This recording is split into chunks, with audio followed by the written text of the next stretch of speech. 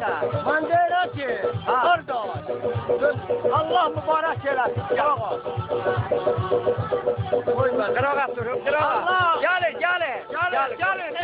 Qardaş, gəlin. Ben deyirəm Allah mübarək eləsin. Yaxından götür. Ha, Bu işçi böyük oldu ya. bəli. Tabi iş senden de benden de çıktı. Onların oldu. Zahırda oynayabilir biri günde. Öyle bilmem. Onlarla benim söhbətim var.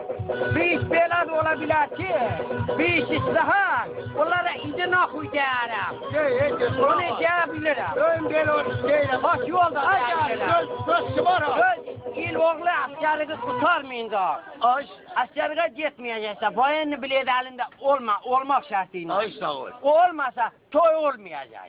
Ona göre bu videoya ben yazdım. Bəli, mən də yazdırıram. Koy halk baksın. Bəli.